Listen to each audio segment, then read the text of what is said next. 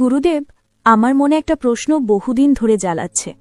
যদি দুজন মানুষ সত্যিই একে অপরকে ভালোবাসে, যদি তাদের টান গভীর হয়, যদি তারা একে অপরকে ছাড়া ভাবতেই না পারে, তাহলে তাদের বিয়ে কেন হয় না?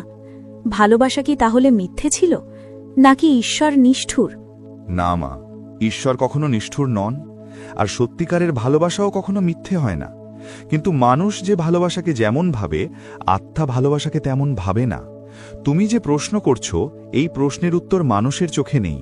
এই উত্তর লুকিয়ে আছে কর্মফল, আত্মার চুক্তি আর ভগবদ্গীতার গভীর তত্ত্বে। আত্মার চুক্তি মানে কি গুরুদেব? আমরা তো কাউকে ভালোবাসতে গেলে কোনো চুক্তি করি না। এইখানেই মানুষ ভুল করে। মন যখন ভালোবাসে, সে বর্তমান জীবনটুকুই দেখে, কিন্তু আত্মা যখন কাউকে নিজের দিকে টানে, তখন সে বহু জন্মের পথ দেখে। ভগবদ্গীতায় শ্রীকৃষ্ণ বলেছেন, ন হান্যাতে হান্যা মানে শরীরে, অর্থাৎ শরীর নষ্ট হয় কিন্তু আত্মা নষ্ট হয় না। তুমি যাকে ভালোবাসছ, সেই সম্পর্ক শুধু এই জন্মের নয়, হয়তো বহু জন্মের। তাহলে গুরুদেব, যদি বহু জন্মের সম্পর্ক হয়, তাহলে এই জন্মে বিয়ে না হবার কারণ কি? কারণ মা, সব সম্পর্কের গন্তব্য বিয়ে নয়। গীতায় কৃষ্ণ বলেন, কর্মণ্যেধিকারাস্তে মা ফলেষু কদাচনা। তোমার অধিকার শুধু কর্মে, ফলের উপর নয়। তোমার কর্ম ছিল ভালোবাসা, যত্ন, ত্যাগ, অনুভব, কিন্তু ফল হিসেবে বিয়ে পাওয়া তোমার হাতে ছিল না। কিন্তু গুরুদেব, মানুষ তো বলে যদি ভালোবাসা সত্য হয়, তাহলে শেষ পর্যন্ত এক হওয়াই কথা। মানুষের বলা কথা আর আত্মার সত্য এক নয় মা। অনেক সময় আত্মা কাউকে জীবনে আনে শিক্ষা দিতে, সঙ্গে থাকার জন্য নয়। গীতায় কৃষ্ণ অর্জুনকে বলেন, যদা যদা হি ধর্মস্য গ্লানির ভবতি ভারতা। যখন ধর্মের অবক্ষয় হয়, তখন আমি অবতীর্ণ হই। ঠিক তেমনি যখন তোমার জীবনে কোনো গভীর শিক্ষা দরকার হয়, তখন আত্মার স্তর থেকে একজন মানুষকে পাঠানো হয়। আপনি বলতে চাইছেন গুরুদেব, সে মানুষটা আমার শিক্ষা ছিল?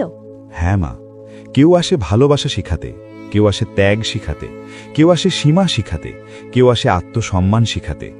সব সম্পর্ক সংসার করার জন্য নয়, কিছু সম্পর্ক আত্মাকে জাগানোর জন্য। কিন্তু গুরুদেব, ভালোবাসার সময় তো মনে হয়েছিল এটাই আমার জীবন। কারণ তখন তুমি আত্মার ডাক শুনেছিলে, কিন্তু মন ভেবেছিল সেটা চিরস্থায়ী সুখ। গীতায় কৃষ্ণ বলেছেন, ইন্দ্রিয়াণি মনোবুদ্ধি রস্যাধিষ্ঠানমুচ্যতে। ইন্দ্রিয়, মন আর বুদ্ধি, এই তিনের মধ্যে মানুষ আটকে যায়। মন চায় পেতে, আত্মা চায় শুদ্ধ হতে। তাহলে কি ভালোবাসা আর বিয়ে আলাদা জিনিস? খুব আলাদা মা। ভালোবাসা আত্মার অনুভূতি, বিয়ে কর্মের ফল। ভালোবাসা আসে পূর্বজন্মের স্মৃতি থেকে, বিয়ে হয় এই জন্মের কর্মফল থেকে। তাই অনেক সময় দেখা যায় ভালোবাসা গভীর কিন্তু বিয়ে হয় না, আবার বিয়ে হয় কিন্তু ভালোবাসা আসে দেরিতে। এটা কি পূর্বজন্মের কোনো পাপ গুরুদেব? সব কষ্ট পাপ নয় মা। গীতায় কৃষ্ণ বলেন, শুভা শুভ ফলাইরে এবং মোক্ষসে কর্মবন্ধনেই। শুভ আর অশুভ দুটোই কর্মবন্ধন। অনেক সময় অসম্পূর্ণ সম্পর্ক পূর্ণ করার জন্য আত্মারা আবার দেখা করে, কিন্তু একই ভুল যেন না হয়, তাই বিয়ে হয় না। অসম্পূর্ণ সম্পর্ক মানে? হয়তো পূর্বজন্মে তোমরা স্বামী স্ত্রী ছিলে, কিন্তু ভালোবাসা ছিল না। এই জন্মে ভালোবাসা এলো, কিন্তু সংসার এলো না, কারণ আত্মার হিসাব খুব নিখুঁত। তাহলে গুরুদেব, এই কষ্টের মানে কি? এই কষ্ট তোমাকে ভাঙার জন্য নয়, তোমাকে বড় করার জন্য। গীতায় কৃষ্ণ বলেন, উদ্ধারে দাত্মানং আত্মানম। নিজেকে নিজেই উদ্ধার করো। এই সম্পর্ক তোমাকে আত্মনির্ভরতা শিখাতে এসেছে। তাহলে কি আমি কোনোদিন সুখী হব না? হবে মা, কিন্তু সেই সুখ এই সম্পর্কের মতো হবে না। কারণ যেটা আত্মাকে জাগায় সেটা চিরকাল থাকে না, আর যেটা জীবনের সঙ্গী হয় সেটা ধীরে ধীরে আসে। তাহলে আমি কি করব গুরুদেব? কৃষ্ণ যেমন অর্জুনকে বলেছিলেন, মা মেকাং শরণং ব্রজা, সব ছেড়ে আমার শরণে এসো। তোমার কাজ ছিল ভালোবাসা, তুমি তা করেছ। এখন তোমার কাজ হলো গ্রহণ করা। গ্রহণ করা মানে? যা হয়েছে তা কর্মফল, যা যায়নি তা আত্মার পরিকল্পনা। যে চলে গেছে সে তোমার ছিল না, সে তোমার পথ দেখাতে এসেছিল। তাহলে ভালোবাসা মিথ্যে ছিল না তো? একদমই না। ভালোবাসা ছিল বলেই তুমি আজ এই প্রশ্ন করছ। ভালোবাসা ছিল বলেই তোমার আত্মা জাগতে উঠছে। গুরুদেব, আপনার কথা শুনে মনে হচ্ছে ভালোবাসা মানেই পাওয়া নয়। ঠিক তাই মা। ভালোবাসা মানে বোঝা, ছেড়ে দেওয়া আর নিজেকে খুঁজে পাওয়া। বিয়ে যদি না হয় তার মানে এই নয় যে ভালোবাসা হারিয়ে গেছে, তার মানে হল এই ভালোবাসার কাজ শেষ হয়েছে। পরের পর্বে কি আপনি বলবেন গুরুদেব, যারা বিয়ে করে কষ্ট পায় তাদের কর্মফল কি? হ্যাঁ মা, পরের পর্বে আমরা কথা বলবো কেন কিছু বিয়ে আশীর্বাদ হয় আর কিছু বিয়ে শাস্তি হয়ে দাঁড়ায়, গীতা আর কর্মফলের আলোকে। গুরুদেব, আপনি বলেছিলেন পরের পর্বে বলবেন কেন কিছু বিয়ে আশীর্বাদ হয় আর কিছু বিয়ে শাস্তি হয়ে যায়। আমি এটা জানতে চাই, কারণ আমি দেখেছি অনেক মানুষ বিয়ে করেছে কিন্তু তারা ভেতরে ভেতরে প্রতিদিন মরে যাচ্ছে। এই প্রশ্নটা খুব গভীর মা। মানুষ ভাবে বিয়ে মানেই সুখ, কিন্তু গীতা বলে সব বন্ধনই মুক্তি নয়।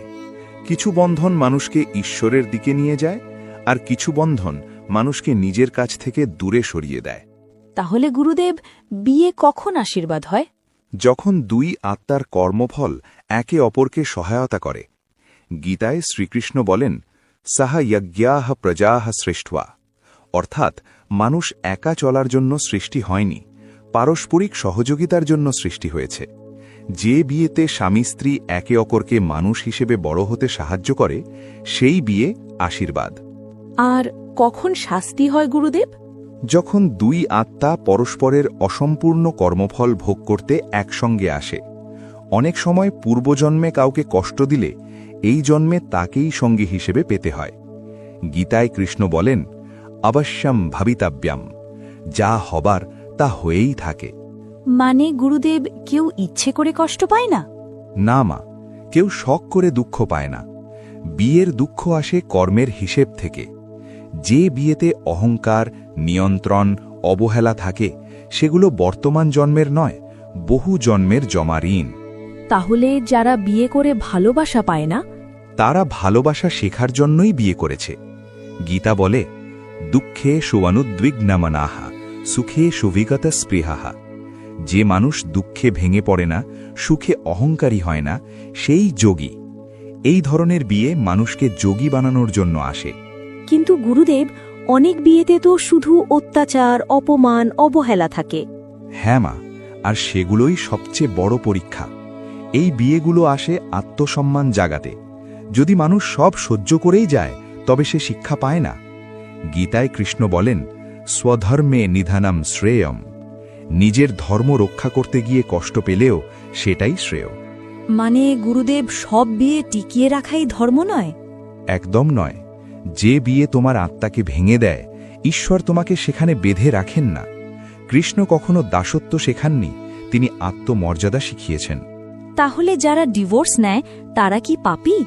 না মা, পাপ সম্পর্ক ভাঙায় নয়, পাপ আত্মাকে ধ্বংস করায়। অনেক সময় বিচ্ছেদই মুক্তি। গীতায় কৃষ্ণ বলেন, বিমৃশ্য আইতদ আশেষেণা, ভেবে বুঝে সিদ্ধান্ত নাও। তাহলে গুরুদেব, ঈশ্বর কেন এমন মানুষকে জীবনে আনেন যাদের সঙ্গে এত কষ্ট? কারণ আত্মা শুধু সুখ চায় না, আত্মা চায় শুদ্ধি। আগুনে পুড়েই সোনা খাঁটি হয়। এই বিয়েগুলো আত্মাকে শক্ত করার জন্য আসে। তাহলে আশীর্বাদ আর শাস্তির পার্থক্য কি গুরুদেব? আশীর্বাদ বিয়ে তোমাকে শান্ত করে, শাস্তির মতো বিয়ে তোমাকে জাগিয়ে তোলে। দুটোই দরকার। কিন্তু গুরুদেব, কেউ কেউ তো 2-3টে বিয়েও করে, তবু সুখ পায় না। কারণ তারা সম্পর্ক বদলায়, কিন্তু নিজেকে বদলায় না। গীতায় কৃষ্ণ বলেন, ন তো মাম অভিজানাতি। যে নিজেকে চেনে না, সে ঈশ্বরকেও চেনে না। তাহলে মুক্তির পথ কোথায় গুরুদেব? মুক্তির পথ গ্রহণে। যে মানুষ বলে, এই সম্পর্ক আমাকে কি শিখাতে এসেছে, সে মুক্তির পথে হাঁটে। যে মানুষ শুধু অভিযোগ করে, সে আবার সেই কর্মে জড়িয়ে পড়ে। গুরুদেব, আপনার কথা শুনে বুঝছি বিয়ে শেষ কথা নয়। হ্যাঁ মা, বিয়ে জীবনের একটি অধ্যায়, পুরো বই নয়। যে মানুষ বিয়েকে ঈশ্বর ভাবে, সে কষ্ট পায়। যে মানুষ ঈশ্বরকে ঈশ্বর ভাবে, সে বিয়েতেও শান্ত থাকে।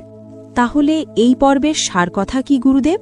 সার কথা এই, সব ভালোবাসা বিয়ে হয় না, সব বিয়ে ভালোবাসা হয় না, কিন্তু সব সম্পর্কই আত্মার উন্নতির জন্য আসে।